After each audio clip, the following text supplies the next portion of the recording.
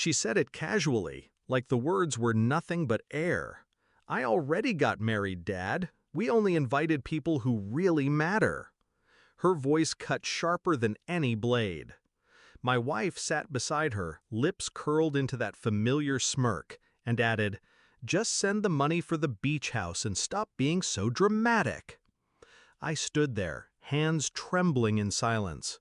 My daughter, the one I raised, the one whose scraped knees I bandaged, whose bedtime stories I whispered, had erased me from her wedding. And my wife, the woman I gave 25 years to, sided with her. I didn't shout, I didn't cry, I just smiled. Because in that moment, their betrayal was no longer grief, it was fuel. Hashtag. Backstory. There was a time I thought family meant something. My wife used to hold my hand like it mattered. My daughter once looked at me as if I was her whole world. I worked long hours, missed sleep, sacrificed everything to make sure they lived better than I ever could.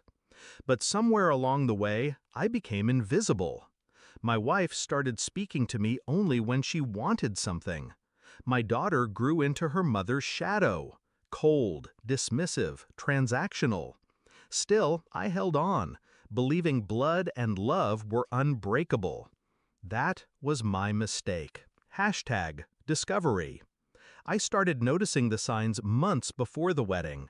Secret phone calls my wife muted when I entered the room.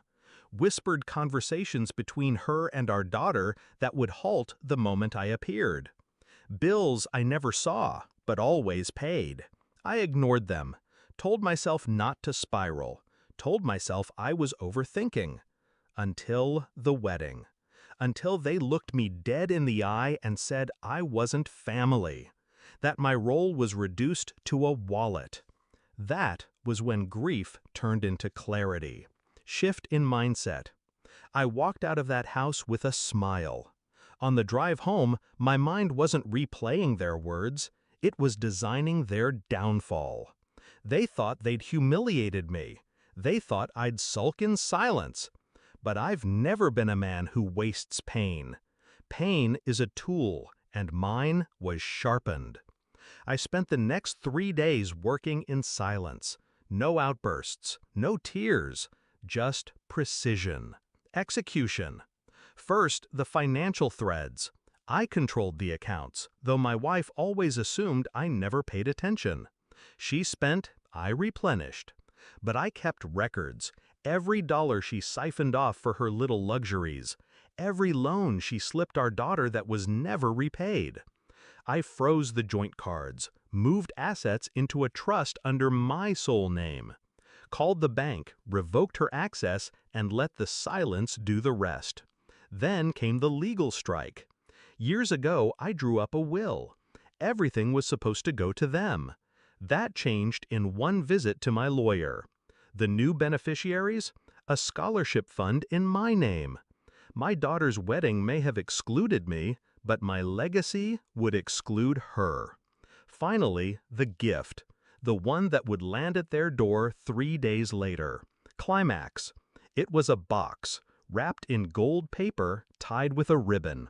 No note, just the weight of consequence inside. My wife found it first. I know because my phone rang that evening and I let it go to voicemail. Her scream filled the recording. Inside the box were copies, certified, undeniable, of every document I had prepared. The revised will, the trust, the account closures, proof that every safety net they depended on had been severed. And at the very bottom, beneath the papers, was a framed photo. Our last family portrait. The 3 of us smiling. Except, I had cut myself out. Confrontation. The next morning she stormed to my house, my daughter trailing behind her, eyes wide with panic. "You can't do this," my wife spat, voice shaking more from fear than anger. I poured coffee, sat across the table, calm. "You already did this," I said. "The moment you both decided I wasn't part of your lives." My daughter's lips trembled. "Dad, I didn't mean—" "No," I cut in. You meant it. You meant every word. And now you get to live with it. I slid the photo across the table, the empty space where I once stood, staring back at them. That's the family you wanted. Now you have it. Resolution. They left in silence. My wife's bravado shattered, my daughter's eyes wet, but too late. Regret always comes after the damage is done. As the door closed, I felt it. Not sorrow, not loss, relief. For years, I clung to a family that no longer existed. I mistook blood for loyalty, mistook presence for love. But betrayal has a way of stripping illusions bare.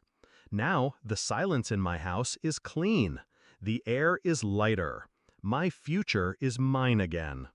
I gave them a gift, yes, but the real gift was for myself. Freedom, and I don't intend to waste it.